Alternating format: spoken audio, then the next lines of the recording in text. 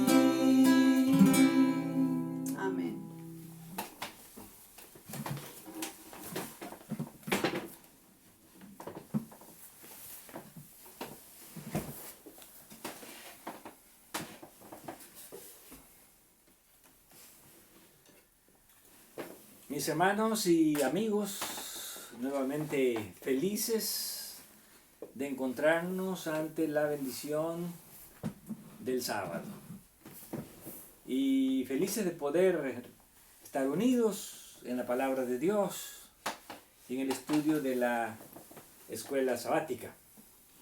La semana pasada estudiamos la primera parte de este tema, que era sobre cómo entender los pasajes difíciles de la Escritura. Y hoy vamos con la parte segunda de este tema, que es sobre cómo enseñar los pasajes difíciles. Así que hay dos partes. La semana pasada, cómo entenderlos, qué actitud tener para entenderlos, y hoy, cómo enseñar los pasajes difíciles de la Escritura. Y vamos a tomar como ejemplo de enseñanza a Jesús. Y quiero dirigirles a ustedes al libro de Lucas, capítulo 24, donde nosotros encontramos, después de la resurrección de Jesús, a estos dos discípulos que iban camino a Emaús. Y cuando ellos iban, Jesús se les acercó. Y vamos a leer desde el versículo 17. Y les dijo: ¿qué pláticas son estas que tenéis entre vosotros mientras camináis? ¿Y por qué estáis tristes? Respondiendo uno de ellos, que se llamaba Cleofas, le dijo: ¿eres tú el único forastero en Jerusalén que no has sabido las cosas que en ellas han acontecido en estos días? O sea, es el único que no sabe lo que está pasando. Entonces él les dijo: ¿qué cosas? Y ellos le dijeron: de Jesús Nazareno, que fue varón profeta, poderoso en obras y en palabra delante de Dios y de todo el pueblo. Y cómo le entregaron los principales sacerdotes y nuestros gobernantes a sentencia de muerte y le crucificaron. Pero nosotros esperábamos que él era el que había de redimir a Israel. Y ahora, además de todo esto, es el tercer día que esto ha acontecido, o sea, que era el domingo. Aunque también nos han asombrado unas mujeres de entre nosotros, las que antes del día fueron al sepulcro. Y como no hallaron su cuerpo, vinieron diciendo que habían visto visión de ángeles, quienes les dijeron que él vive. Y fueron algunos de los nuestros al sepulcro y hallaron así como las mujeres habían dicho, pero a él no le vieron. Bueno, aquí vemos la historia que ya conocemos. Estos discípulos de Emaús habían estado con Jesús. Jesús muchas veces le había explicado a los discípulos que era necesario que Él muriera. Y también le había explicado que Él iba a resucitar. Pero los discípulos estaban con la mente cerrada. ¿Por qué razón? Porque ellos estaban concentrados en una manera de pensamiento, en una enseñanza que ellos habían aprendido anteriormente y que ellos no querían abandonarla, se aferraban a esa enseñanza, a esa forma como habían entendido las cosas. Y por esa razón, aunque Jesús les había explicado varias veces y le había dicho que Él iba a morir, que iba a resucitar, ellos no lo entendían. Y por eso cuando Jesús murió estaban todos turbados y consternados. Pero ahora Jesús les dice, ¿qué es lo que está pasando? Y ellos le vuelven otra vez a repetir la misma historia. Bueno, estamos como que decepcionados porque pensábamos que este hombre que era profeta, este Jesús Nazareno, que era poderoso, resulta que fue muerto y es el tercer día y pensábamos que él era el que iba a redimir a Israel. Y vemos aquí ahora la respuesta de Jesús en el versículo 25. Entonces les dijo, oh insensatos y tardos de corazón para creer todo lo que los profetas han dicho. Aquí Jesús utiliza dos expresiones. La palabra anontos en griego, que significa insensatos, y la palabra bradus, que significa tardos. Ahora, estas dos palabras, la palabra insensato en griego realmente significa faltos de inteligencia. En otras palabras, ellos no estaban estudiando inteligentemente las escrituras o no las estaban escuchando inteligentemente. Los conceptos que ellos tenían, que habían aprendido y que ellos querían mantenerlos, no los dejaban aprender los nuevos conceptos que Jesús les había enseñado acerca del Mesías. Así que se aferraban a los conceptos antiguos. Cuando nos aferramos a un concepto antiguo que esté equivocado, nuestra mente no va a tener la inteligencia, no nos va a permitir que podamos aprender un nuevo enfoque hacia esos textos difíciles. Y el término bradus, que significa lentos para comprender. Lentos para comprender. En otras palabras, a menudo nuestros conceptos que tenemos no nos permiten aprender con presteza, con rapidez, las cosas que se nos desean enseñar. Ahora, ¿qué hizo Jesús para poder abrirles el entendimiento a estos dos discípulos? Y dice el versículo 26, ¿no era necesario que el Cristo padeciera estas cosas y que entrara en su gloria? Ahora Jesús les está recordando algo que ya les había dicho. ¿Acaso no recuerdan que era necesario que el Cristo, el ungido, tenía que pasar por estas cosas para luego llegar a ser glorificado? Entonces, con esta frase introductoria, Jesús dice en el versículo 27, comenzando desde Moisés y siguiendo por todos los profetas, les declaraba en todas las escrituras lo que de él decía. Aquí vemos la clave para poder enseñar correctamente, para poder enseñar los textos difíciles. En primer lugar, Jesús dice, comenzó con Moisés, desde el mismo principio. ¿Qué era lo que Moisés había enseñado acerca del Mesías? ¿Qué era lo que Moisés había dicho? ¿Qué se había escrito en los libros de Moisés? Y luego dice, y también con los profetas, que eran los que los profetas habían escrito acerca del Mesías. Entonces, me gusta la expresión que utiliza aquí, les declaraba en todas las escrituras lo que de él decía. ¿Qué significa que les declaraba en todas las escrituras? Que Jesús no solamente tomó algunos pasajes o les enseñó parcialmente lo que quería enseñarles acerca del Mesías, sino que él recorrió toda la escritura buscando todos los pasajes que enseñaban acerca de la experiencia de lo que iba a pasar con el Mesías. para que ellos pudieran comprender. En otras palabras, si nosotros vamos a enseñar la Escritura, tenemos que tomar no solamente una parte para entender una doctrina, sino tenemos que tomar varios pasajes o todos los pasajes de la Escritura que enseñan sobre esta verdad, a fin de que estos pasajes nos ayuden a poder enseñar y que otros puedan entender correctamente. Ahora, ¿qué pasó cuando Jesús les enseñó de esta manera? Les declaró todos los pasajes, todo lo que decían las Sagradas Escrituras. Cuando aquí dice lo que Moisés decía, recuerdan que Moisés y los profetas se refieren al Antiguo Testamento, todo lo que el Antiguo Testamento decía acerca de él. Y entonces, lo que dice en el versículo 32, ¿cuál fue la reacción de estos discípulos? Y se decían el uno al otro, ¿no ardía nuestro corazón en nosotros mientras nos hablaba en el camino y nos abría las Escrituras? Qué interesante declaración. No ardía.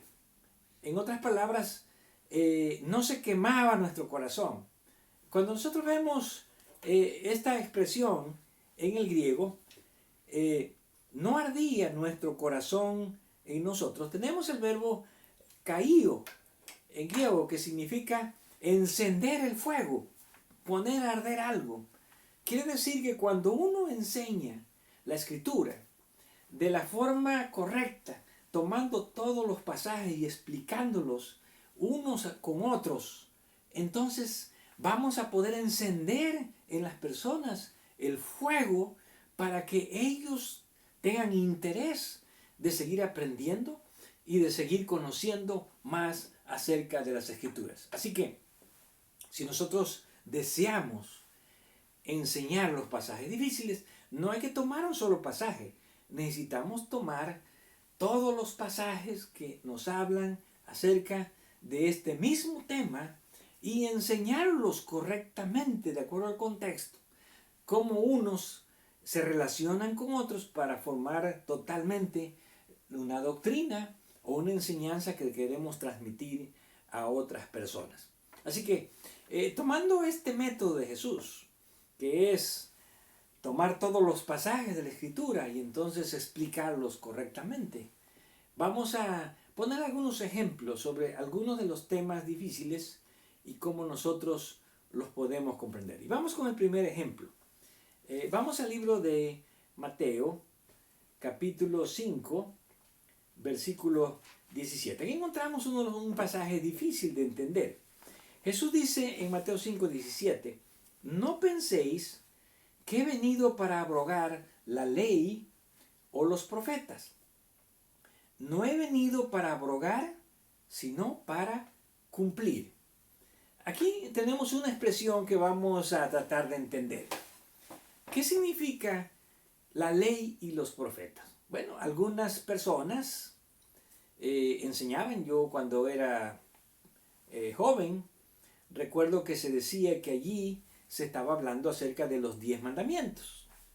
Jesús estaba diciendo, yo no vine a cambiar, a transgredir, vine a cumplir los 10 mandamientos. Pero cuando vemos la expresión, la ley y los profetas, ¿será que se está refiriendo solamente a los 10 mandamientos? Tenemos que entender qué significa la expresión, la ley y los profetas. En otras palabras, ¿de qué está hablando ahí? ¿De cuánto está hablando allí? Y para poder entender vamos a hacer lo mismo que hacía Jesús. Vamos a tomar otros pasajes que nos hablan y que nos explican acerca de esta expresión de la ley y los profetas. Y vamos al libro de Lucas, capítulo 24, y vamos a leer en el versículo 44. Y aquí vamos a encontrar que en los tiempos de Jesús, el Antiguo Testamento, que eran las Escrituras, porque el Nuevo Testamento no existía, estaba dividido en 3 partes, en 3 secciones, que Jesús aquí las menciona. Dice Lucas 24, 44, y les dijo, estas son las palabras que os hablé, estando aún con vosotros, que era necesario que se cumpliese todo lo que está escrito de mí en la ley de Moisés, en los profetas y en los salmos. Entonces les abrió el entendimiento para que comprendiesen las escrituras. Otra vez encontramos aquí el mismo sentido que estamos explicando. Para que Jesús pudiese explicarles las escrituras, Él utilizó todo lo que estaba escrito de Él en estas tres secciones. En la ley, que Jesús aquí le llama la ley de Moisés. Quiere decir que la ley de Moisés abarcaba todos los escritos de Moisés, desde el Génesis hasta el libro de Deuteronomio. Tenemos también allí los profetas. Bueno, los profetas hablaron también del Mesías. Todos los profetas, tanto mayores como los profetas menores. Y la otra sección que encontramos aquí, que son los salmos, que se refiere mayormente a la literatura poética. Pues ahí también hablaba de Jesús. Ahora, Jesús lo utilizó aquí para enseñarles las escrituras, y al enseñarles de esta manera, dice el pasaje, les abrió el entendimiento. Así que estamos viendo que la expresión ley, o la ley de Moisés y los profetas, no se refiere a los 10 mandamientos. Se refiere tanto a los escritos de Moisés como a los escritos de todos los profetas. Así que cuando Jesús está diciendo, no penséis que he venido para abrogar la ley y los profetas, Jesús está diciendo, no penséis que vine a abrogar lo que fue escrito por Moisés o lo que fue escrito por los profetas. Y no está hablando acerca de los 10 mandamientos, sino de todos los escritos, tanto de Moisés como de los profetas.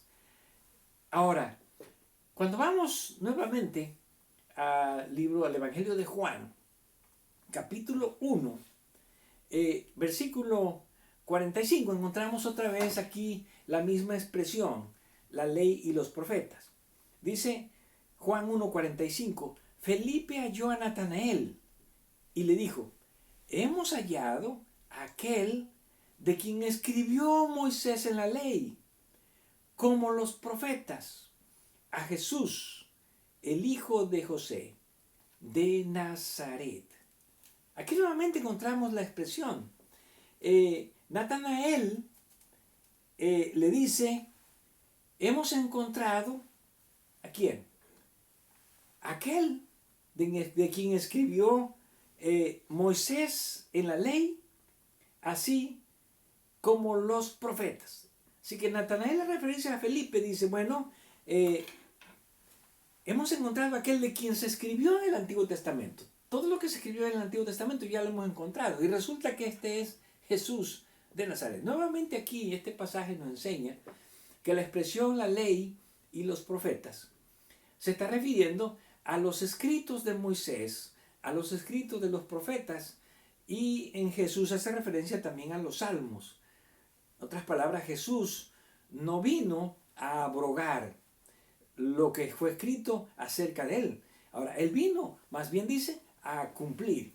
Ahora, también vimos allí en Lucas capítulo 24, hace unos momentos, en el versículo 25, entonces les dijo, oh insensatos y tardos de corazón para creer todo lo que los profetas han dicho.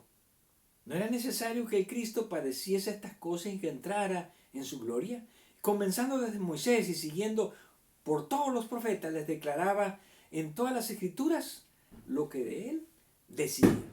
Así que aquí encontramos nuevamente que esta expresión, la ley y los profetas, se refiere a todos los escritos de Moisés y también a los escritos de los profetas, y Jesús también hace mención que a los salmos, en otras palabras, a todo el Antiguo Testamento. Pero cuando Jesús dice, no penséis que he venido a abrogar, sino a cumplir, aquí hay dos palabras importantes. No las vamos a estudiar hoy completamente, pero vamos a mencionarlas. Abrogar y cumplir. ¿Por qué abrogar y por qué cumplir? Bueno, porque Jesús está enseñando que algo no se puede abrogar, sino hasta que ya se haya cumplido. En otras palabras, algo no puede ser abrogado, no puede ser quitado, sino hasta que ya se haya cumplido. Pero Jesús reconoce también que lo que se escribió acerca de él en el Antiguo Testamento, lo que se escribió acerca de la ley en el Antiguo Testamento, también tiene un tiempo. Y vamos a ver lo que dice el libro de Lucas, capítulo 16, versículos 16 y 17. La ley y los profetas eran hasta Juan. Bien, aquí Jesús está hablando de una época. En otras palabras, la época de la ley y los profetas, o como ya hemos aprendido, la época del Antiguo Testamento llegó hasta Juan el Bautista. Así que el Antiguo Testamento tuvo su tiempo, el Antiguo Testamento tuvo su época. Y entonces Jesús dice en la siguiente parte, desde entonces el reino de Dios es anunciado y todos se esfuerzan por entrar en él. Y el versículo 17, pero más fácil es que pasen el cielo y la tierra que se frustre una tilde de la ley. Aquí pareciera que hubiera un pasaje un poco contradictorio, porque mientras Jesús está diciendo que la época del Antiguo Testamento llegó hasta Juan, por otro lado está diciendo que antes va a pasar el cielo y la tierra a que se frustre la ley, o un tilde o una jota de la ley. ¿Por qué? Porque cuando Jesús habla de que no he venido a abrogar o hasta que perezcan el cielo y la tierra, ni una tilde ni una jota pasará la ley, como dice Mateo 5, Jesús no está diciendo que lo que se escribió en el Antiguo Testamento no puede ser abrogado. Jesús está diciendo que nada puede ser abrogado sino hasta que sea cumplido. En otras palabras, cuando Jesús viene a cumplir las cosas del Antiguo Testamento, al ser cumplidas en Jesús, entonces ya encontraron su cumplimiento y por lo tanto se vuelven obsoletas. Y esa época del Antiguo Testamento que había anunciado acerca de Jesús y que había presentado a través de ritos, de símbolos a Jesús, llegó hasta el tiempo de Juan el Bautista. Por lo tanto, de acuerdo a la enseñanza de Jesús, nada puede ser abrogado, nada puede ser quitado de la ley, ni siquiera una jota, ni un tilde, ni un acento, hasta que todo encuentre su cumplimiento. Así que cuando entendemos este pasaje de esta forma, tomando en cuenta los diferentes pasajes del Nuevo Testamento, entonces llegamos a la conclusión que Jesús está diciendo que todo lo que se escribió acerca de la ley, acerca de él en el Antiguo Testamento, no podía ser quitado sino hasta que sea cumplido en Jesús. Cuando encuentra su cumplimiento en Jesús, entonces muchas cosas llegan a ser obsoletas, muchas cosas ya pertenecen a otro tiempo, a otra época, que Jesús dice que llegó hasta Juan. Y desde Juan en adelante comienza la época o el tiempo del Mesías. Bueno, hay mucho más que decir acerca de esto, pero estos pasajes nos ayudan a entender esta expresión, principalmente, qué significa la ley y los profetas. Y vamos a otro de los pasajes difíciles de la Escritura. Y vamos a hablar acerca de Marcos capítulo 2, versículos 27 y 28. Marcos capítulo 2, versículos 27 y 28. También les dijo, el sábado fue hecho por causa del hombre, y no el hombre por causa del sábado. Por tanto, el Hijo del Hombre es Señor aún del sábado. Y vamos a estudiar qué significa que Jesús es el Señor del sábado. Bueno, de acuerdo al contexto de ser el Señor en el Nuevo Testamento, en el Antiguo Testamento, significa que Jesús es el dueño del sábado. Él creó el sábado, Él es el dueño del sábado, Él es el que dice qué es lo que se puede hacer, qué es lo que no se puede hacer en sábado. Él es el que dice hasta cuándo va a durar el sábado. Ahora, muchos cristianos han tomado la postura de que Jesús abolió el sábado. Jesús abolió la observancia del sábado. Que con la muerte de Jesús, el sábado quedó abolido. En otras palabras, después de la resurrección, ya hay un nuevo día para guardar, el sábado queda abolido y ahora el día de la resurrección, que es el primer día de la semana, el domingo, es el día de la adoración. Ahora, algunos también dicen que en el tiempo de los apóstoles ya no guardaban el sábado. Y que si es verdad que Pablo se reunía los sábados era porque los judíos se reunían en la sinagoga. Y por esa razón Pablo iba el sábado a la sinagoga, porque era el día de los judíos, pero no era el día de Pablo, porque ya Jesús lo había abolido.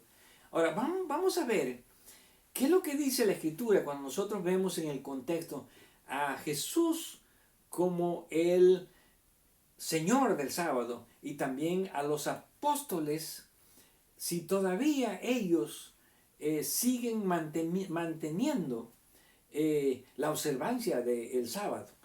Y vamos a ver una de las declaraciones más importantes de Jesús acerca del sábado. Y vamos a Mateo capítulo 24, donde tenemos nosotros el sermón profético.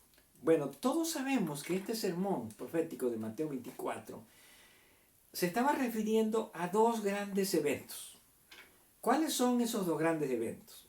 Bueno, recordemos que los discípulos le enseñaron a Jesús el templo, según el versículo 1. Y en el versículo 3, después de que Jesús le dijo que el templo iba a ser destruido, versículo 2, estando él sentado en el monte de los olivos, los discípulos se le acercaron aparte diciendo, dinos cuándo serán estas cosas. ¿Cuáles cosas? Bueno, las cosas que estaban preguntando era que Jesús les dijo que el templo iba a ser destruido. Versículo 2, no quedará piedra sobre piedra que no sea derribada. Y los discípulos, ¿cuándo va a ocurrir esto de que el templo va a ser destruido?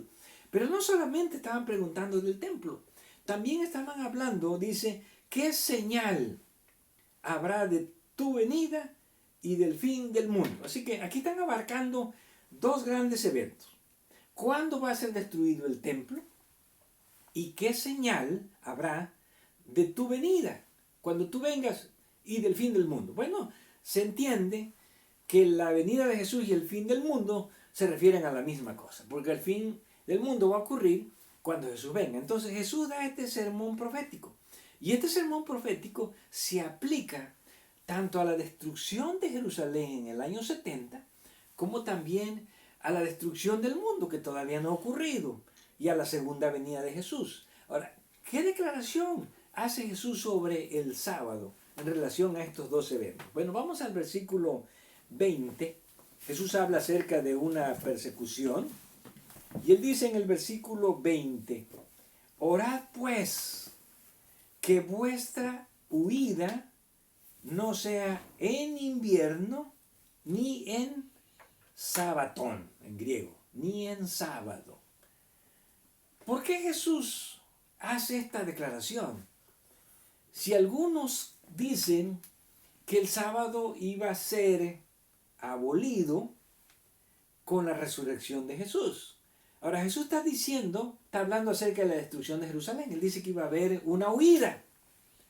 Y él dice, oren para que esta huida, la destrucción de Jerusalén, que el año 70, no sea ni en invierno, bueno, el invierno era muy frío, sigue siendo frío en Palestina, ni en sábado.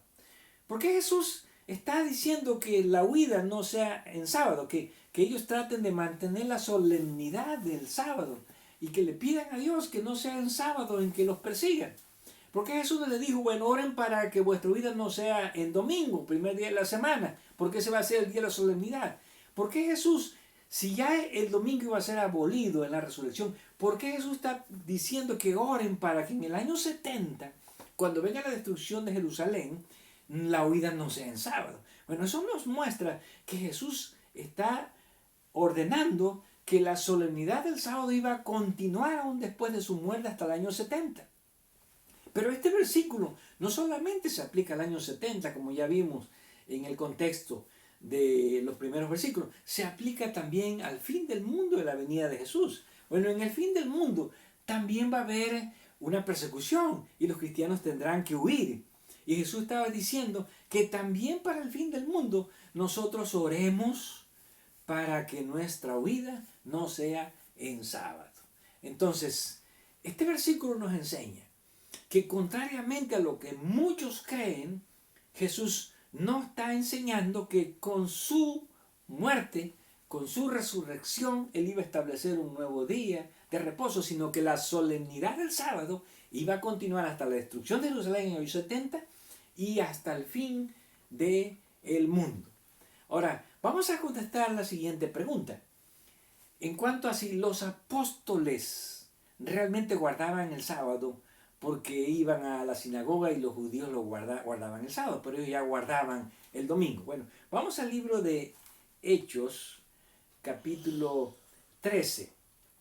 Y aquí vamos a encontrar nosotros, cuando Pablo llega a la ciudad de Antioquía, dice Hechos 13, 14, ellos pasando de Perge llegaron a Antioquía, de Pisidia, y entraron en la sinagoga un día de sábado y se sentaron.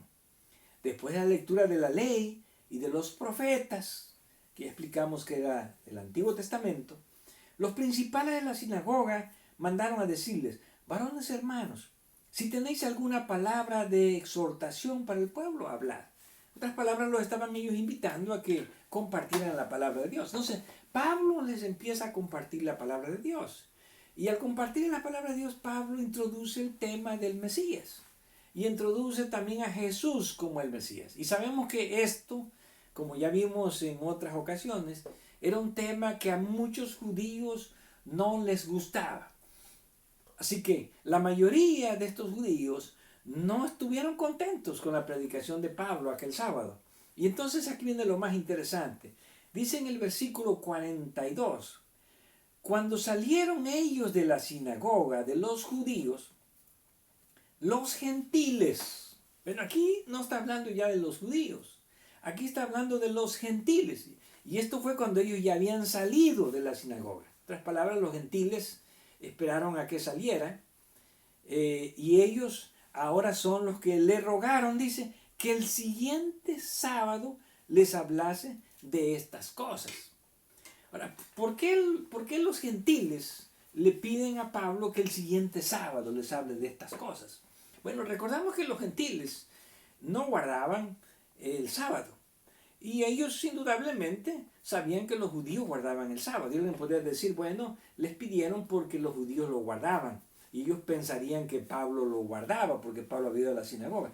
Pero si Pablo realmente no guardaba el sábado, sino guardaba el primer día de la semana, como algunos creen, entonces Pablo les debió haber dicho a los gentiles, bueno, miren, el próximo sábado no nos vamos a reunir en la sinagoga porque aquí ya nosotros no fuimos muy bienvenidos. El próximo sábado nos vamos a reunir el domingo, que es el día en que nosotros adoramos, que es el día del Señor ahora, ya no es el sábado, ahora para nosotros es el día del Señor. Pero vamos a ver aquí que no pasó de esa manera.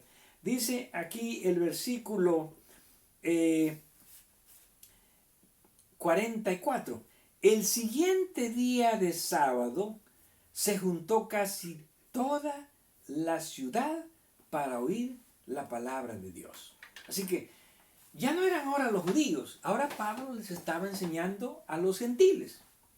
Pero Pablo no les dijo, vengan el primer día de la semana, sino que el siguiente día de sábado, Pablo ahora a los gentiles, ya no a los judíos estaban allá en su sinagoga, ahora casi toda la ciudad se reunió para escuchar la palabra de Dios. Si Pablo no hubiera guardado el sábado, entonces ahí Pablo tenía una oportunidad para haberles dicho, miren, la próxima reunión ya no es con los judíos, ellos guardan el sábado, va a ser ahora con los gentiles, los cristianos y los gentiles, ahora guardamos el primer día de la semana. Pero no fue así, sino que ellos se reunieron, casi toda la ciudad, los gentiles se reunieron el siguiente sábado.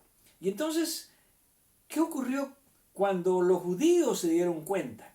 Dice el versículo 45, pero viendo los judíos la muchedumbre, se llenaron de celos y rebatían lo que Pablo decía, contradiciendo y blasfemando. Entonces Pablo y Bernabé, hablando con denuedo, dijeron, a vosotros a la verdad era necesario que se os hablase primero la palabra de Dios. Mas puesto que la desecháis y no os juzgáis dignos de la vida eterna, he aquí nos volvemos a los gentiles. Así que encontramos aquí que Pablo le dice a los judíos, miren, yo ya no voy a ir con ustedes. Ya no voy a ir con ustedes a la sinagoga, porque ustedes, en lugar de aceptar la palabra de Dios, la rechazaron. Ahora nosotros vamos a reunirnos con los gentiles. ¿Cuándo? No iba a ser el primer día. Ellos se seguían reuniendo el sábado. ¿Por qué? Porque los apóstoles guardaban también el sábado, porque ellos habían entendido las palabras de Jesús, de que aún el sábado iba a continuar hasta la destrucción de Jerusalén y hasta el fin del mundo.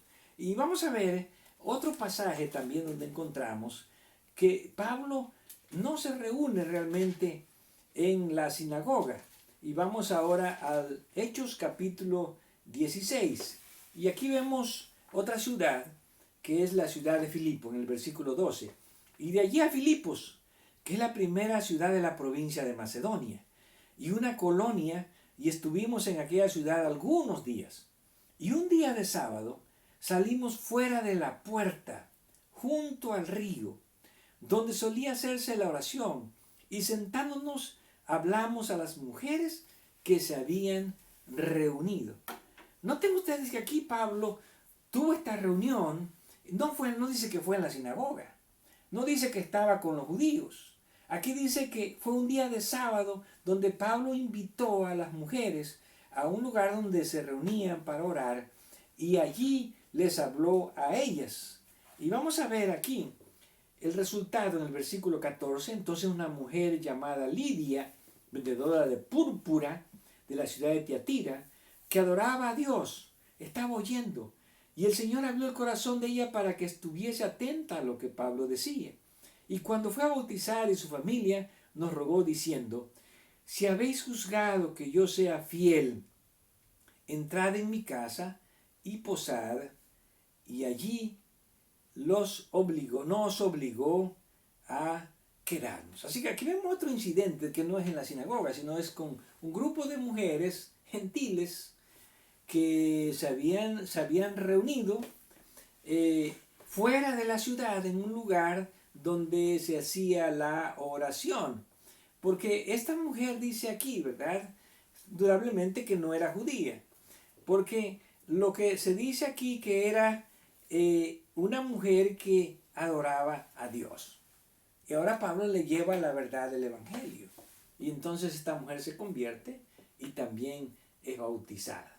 Así que cuando vemos estos pasajes y muchos más, podemos entender mejor el hecho de que Jesús es el Señor del sábado. ¿Qué quiere decir? Fue Jesús el que decidió hasta cuándo iba a continuar la solemnidad del sábado. Como ya vimos en Mateo capítulo 24, 20, la solemnidad del sábado iba a continuar después de su muerte, después de su resurrección, aún hasta el año 70 después de Cristo, casi 40 años después de la muerte de Jesús, y aún hasta el fin del mundo, Jesús dice, sigan orando para mantener la solemnidad del sábado. Y vamos con el último de los temas difíciles que vamos a estudiar. Claro que hay muchos temas difíciles. Vamos a hablar acerca del tema de la justificación. A menudo cuando se habla de la justificación, muchos dicen, bueno, solo somos justificados por la fe. Y hay que tener fe y con eso se alcanza completamente la justificación. Pero cuando vamos nosotros a la epístola de Romanos, a los escritos de Pablo y a los escritos de otros apóstoles, vamos a encontrar algo interesante que debemos comprender cuando no solo estudiamos un concepto de la justificación. Y es lo siguiente. Romanos capítulo 3, versículo 24. Dice, siendo justificados gratuitamente por su gracia, mediante la redención que es en Cristo Jesús. El primer pasaje nos enseña que la justificación viene por la gracia. ¿Qué es la gracia? Bueno, la gracia es que Dios nos ha regalado la salvación a todos los seres humanos. Pero eso no significa que todos los seres humanos, porque ya hay gracia, vamos a ser salvos. Bueno, esa es la parte de Dios, dar la gracia, ofrecer la salvación. Pero viene la segunda parte de la justificación. Y vamos a Romanos capítulo 5, versículo 1 y 2. Justificados pues por la fe, tenemos paz para con Dios, por medio de nuestro Señor Jesucristo, por quien también tenemos entrada por la fe a esta gracia en la cual estamos firmes y nos gloriamos en la esperanza de la gloria de Dios. Ahora, Pablo aquí dice que también somos justificados por la fe. ¿Por qué? Porque la fe dice que nos da la entrada a la gracia. En otras palabras, la gracia de Dios ahí está. Pero aunque está la oferta, yo tengo que recibirla por medio de la fe. Y cuando yo tengo fe, entonces entro a la gracia y soy justificado. Pero aún más, en el mismo Romanos capítulo 5, versículos 9 y 10, dice, pues mucho más, estando ya justificados en su sangre. Aquí tenemos el tercer concepto. Justificación por gracia, justificación por fe. Y ahora dice justificación por la sangre. Por él seremos salvos de la ira. ¿Por qué la justificación es por la sangre? Bueno, porque la sangre nos limpia del pecado. Mientras nosotros vivimos en pecado, no podemos estar reconciliados con Dios. Pero al limpiarnos del pecado somos salvos de la ira y somos reconciliados. Por eso dice allí, el versículo 10, porque si siendo enemigos fuimos reconciliados con Dios por la muerte de su Hijo, mucho más, estando reconciliados, seremos salvos por la vida. Así que la sangre también justifica porque nos perdona para que podamos estar reconciliados con Dios. Y el último concepto lo encontramos en el libro de Santiago. Y vamos a Santiago capítulo 2 y vamos a leer aquí en el versículo 24, donde dice, vosotros veis pues que el hombre es justificado por las obras y no solamente por la fe. Alguien pensará que se está contradiciendo, Santiago está contradiciendo a Pablo, pero no. Pablo está hablando que también la justificación viene por las obras. ¿Pero en qué sentido? Bueno, aquí lo explica en el versículo 22. ¿No ves que la fe actuó juntamente con las obras y que la fe se perfeccionó por las obras? Así que las obras, ¿qué hacen? Perfeccionar la fe, porque las obras son el fruto, el resultado de la fe. Y por eso tenemos ahora, entonces aquí, 4 conceptos de la justificación que forman un solo concepto. Justificados por la gracia, justificados por la fe, justificados por la sangre y justificados por las obras. ¿Qué significa justificación por gracia? La gracia se ofrece como un regalo, pero no es nuestra hasta que nosotros tenemos fe y entramos a esa gracia. En otras palabras, la fe cuando la recibimos ya es nuestra. Pero también necesitamos el perdón de los pecados. Y eso se logra por la justificación por la sangre, para estar en armonía, en paz con Dios. Y finalmente, la justificación por las obras. ¿Qué hacen? Bueno, Santiago lo explica. Las obras perfeccionan la fe, porque no solamente